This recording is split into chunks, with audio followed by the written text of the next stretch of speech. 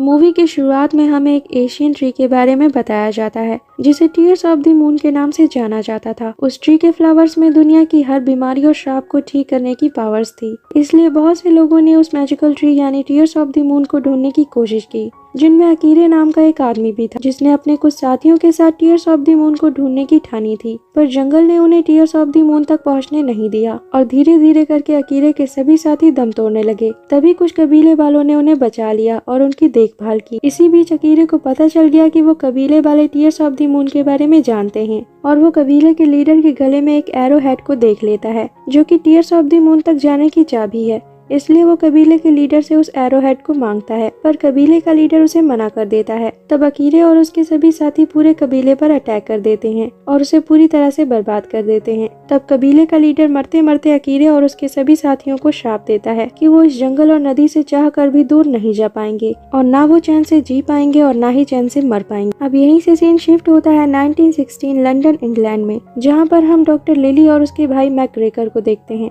जो कि अपने मेंबर्स को टीयर्स ऑफ द मून के बारे में बता रहे होते हैं। पर कोई भी इनकी बातों पर विश्वास नहीं करता। पर lily tears of the moon को ढूंढना चाहती है ताकि वो इंसानों को ऐसी बीमारियों से बचा सके जिनका कोई इलाज नहीं है। इसलिए वो वहाँ से उस एरो हेड को चुरा लेती है जो कि वहीं पर एशियन चीजों के साथ रखा हुआ था। इससे प्रिंस हॉकिंग बहुत गुस्सा होता है क्योंकि वो भी टीयर्स ऑफ द मून को ढूंढना चाहता था। इसलिए वो अब लिली को किसी भी हाल में पकड़ना चाहता है। इधर लिली उस एरो हेड को लेकर अपने भाई के साथ साउथ अफ्रीका के अमेज़न जंगल के लिए निकल जाती है। वहाँ पर पहुंचकर ये फ्रैंक नाम के एक गाइड से मिलते हैं। अब लिली फ्रैंक से उन्हें अमेज़न के जंगलों में ले जाने को कहती है, तो फ्रैंक उसे मना कर देता है क्योंकि वो जंगल बहुत खतरनाक है। पर तभी फ्रैंक लिली के गले में उसी एरो हेड को देख लेता है, तो वो उनके साथ जंगल में जाने के लिए तैयार हो जाता है। इसके बाद ये यहाँ से निकलने लगते हैं। पर तभी प्रिंस हॉकिम अपने मरीन के साथ वहाँ पर आ जाता है और इनकी बोट पर अटैक कर देता है। पर फ्रैंक बड़ी ही चालाकी से उसके अटैक से अपनी बोट को बचा लेता है और इसके बाद ये अमेज़न के लिए निकल जाते हैं। पर प्रिंस हॉकिम किसी भी तरह से टीयर्स ऑफ द मून तक पहुंचना चाहता था,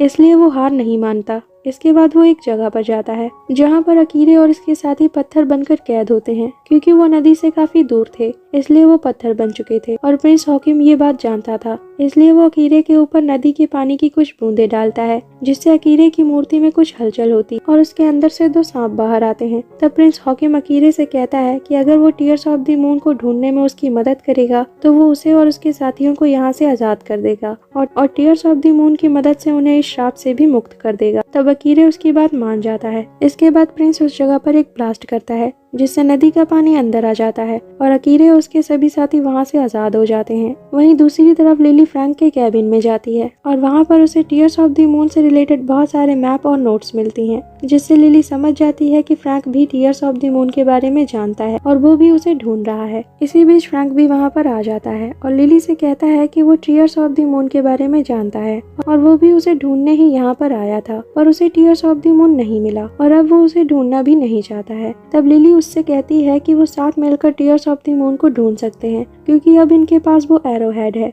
पर इसी बीच कुछ कबीले वाले इन्हें बेहोश कर देते हैं और अपने साथ ले जाते हैं। पर फ्रैंक को उनकी भाषा आती थी इसलिए वो उनसे बात करता है और इन्हें जाने देने को कहता है। तब कबीले वाले इनसे उस एरो हेड को मांगते हैं, तो लिली उन्हें एरो हेड देने से मना कर देती है और अपनी रस्सी खोलकर उन पर अटैक कर देती है। पर तभी वो कबीले वाले अपने मास्क हटाते हैं और लिली से कहते हैं कि वो फ्रैंक को जानते हैं और उसी ने इन्हें ऐसा करने को कहा था। अब ये सुनकर लिली फ्रैंक को एक पंच मारती है। अब कबीले की लीडर लिली को उस एरो हेड के साइन के बारे में समझाती है कि किस तरह से वो टीयर्स ऑफ द मून तक पहुंच सकती है और वो उसे ये भी बताती है कि टीयर्स ऑफ द मून का फ्लावर बस कुछ देर के लिए ही खिलता है और वो भी बस ब्लड मून की रात को। इसके बाद लिली वहाँ से अकेले ही जाने का डिसाइड करती है। तब फ्रैंक उसे रोकता है पर लिली उसकी बात नहीं मानती। पर इसी बीच वहाँ पर अकीरे और उसके साथी आ जाते हैं जो कि बहुत ज्यादा खतरनाक लग रहे थे और उन्हें प्रिंस ने लिली से उस एरो हेड को लेने के लिए भेजा होता है, इसलिए ये सब लिली पर अटैक कर देते हैं। तब फ्रैंक इनसे लड़ने लगता है पर तभी अकीरे का एक साथी लिली से उस एरो हेड को छीन लेता है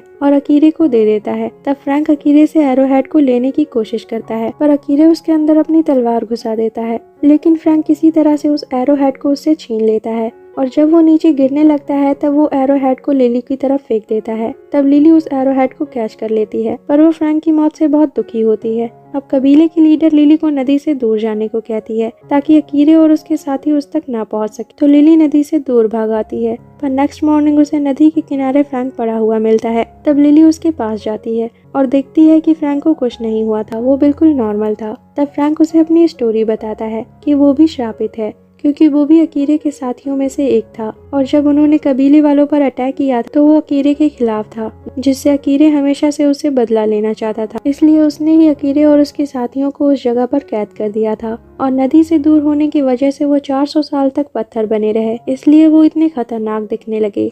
पर वो कभी नदी से दूर नहीं गया, इसलिए वो पत्थर नहीं बना। इसके बाद लिली और Frank tears of the moon को ढूंढकर इस श्राप को तोड़ने का फैसला करते हैं। इसलिए लिली अपने भाई को कबीले वालों के पास छोड़कर फ्रैंक के साथ निकल जाती है, पर प्रिंस हॉकिम लिली के भाई को किसी तरह ढूंढ लेता है और उससे लिली के बारे में पूछता है। इधर लिली और फ्रैंक उस जगह पर पहुंच जाते हैं जहाँ पर टीयर्स ऑफ द मून का दरवाजा होता है, पर वो जगह पानी के नीचे होती है। तो लिली और फ्रैंक पानी के अंदर जाते हैं और लिली उस दरवाजे को खोलने लगती है, पर तभी फ्रैंक पर पिराना अटैक कर देती हैं। पर तब तक लिली उस दरवाजे को खोल देती है, जिससे वहाँ का सारा पानी नीचे चला जाता है और वो जगह पूरी तरह से सूख जाती है। पर इसी बीच प्रिंस हॉकिम भी लिली के भाई के साथ वहाँ पर आ जाता है और लिली के भाई को गन पॉइंट पर लेकर लिली से उस एरो हेड को मांगता है, तो लिली उसे वो एरो हेड दे देती है। इसके बाद ये सभी उस दरवाजे से अंदर जाते हैं और tears of the moon tree को देखते हैं, जिस पर वो मैजिकल फ्लावर्स लगते हैं। पर इस टाइम वो ट्री पूरी तरह से बेजान होता है। तो प्रिंस फ्रैंक से उस एरो हेड को ट्री में सही जगह पर लगाने को कहता है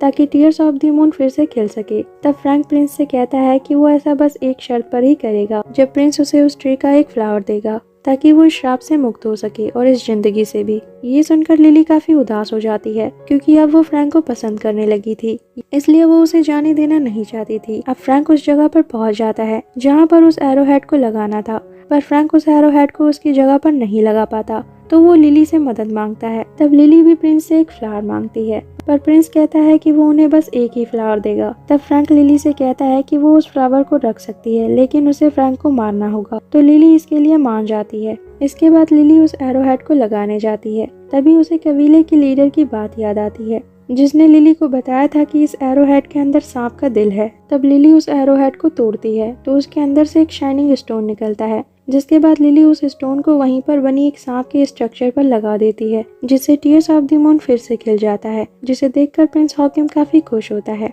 और उन फ्लावर्स को तोड़ने की तैयारी करने लगता है। पर तभी फ्रैंक उसके साथियों पर अटैक कर देता है और दूसरी तरफ लिली एक रस्सी की हेल्प से ट्री के ऊपर चढ़ जाती है। पर तभी ब्लड मून खत्म होने लगता है, जिससे टीयर्स ऑफ द मून फिर से बेजान होने लगता है और उसके सभी फ्लावर्स भी खत्म होने लगते हैं। पर तभी लिली एक आखिरी फ्लावर को तोड़ लेती है, पर तभी प्रिंस हॉकिम उसके पास आ जाता है और उससे वो फ्लावर मांगता है। तब लिली उस फ्लावर को नीचे फेंक देती है, जिसे फ्रैंक पकड़ लेता है। इसी बीच अकीरे और उसके साथी भी वहाँ पर आ जाते हैं और लिली पर अटैक करने के लिए आगे बढ़ते हैं। पर तभी फ्रैंक उन्हें उसी फ्लावर को दिखाता है, जिसे वो सभी फ्रैंक के पीछे जाने लगते हैं। तब फ्रैंक लिली के भाई को बोट से उतारकर खुद बोट लेकर वहाँ से निकल जाता है। तभी प्रिंस हॉकिम लिली के पास आने लगता है, पर तभी एक बड़ा पत्थर उस पर गिर जाता है और वो मारा जाता है। इसके बाद लिली अपने भाई के पास जाती है। तब उसका भाई उसे एक कपड़ा देता है, जिसे फ्रैंक ने जाते टाइम उसे दिया था, और जब लिली उस कपड़े को खोलकर देखती है तो उसके अंदर वही मैजिकल फ्लावर होता है जिससे फ्रैंक इस श्राप से मुक्त होना चाहता था, पर वो फ्लावर उसने लिली को दे दिया।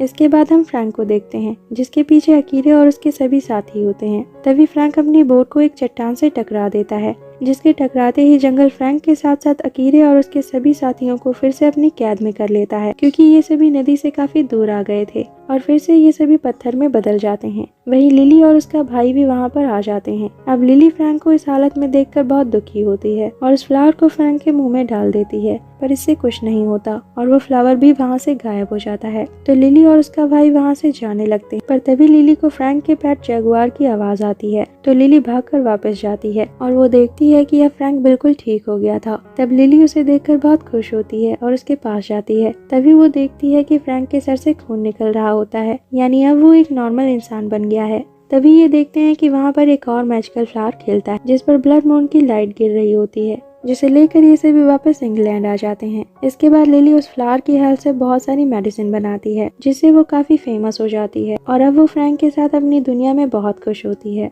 और यहीं पर ये मूवी एंड हो जाती है। मूवी एक्सप्लेनेशन अच्छी लगी हो तो like and share it and don't forget to subscribe my channel and thanks for watching.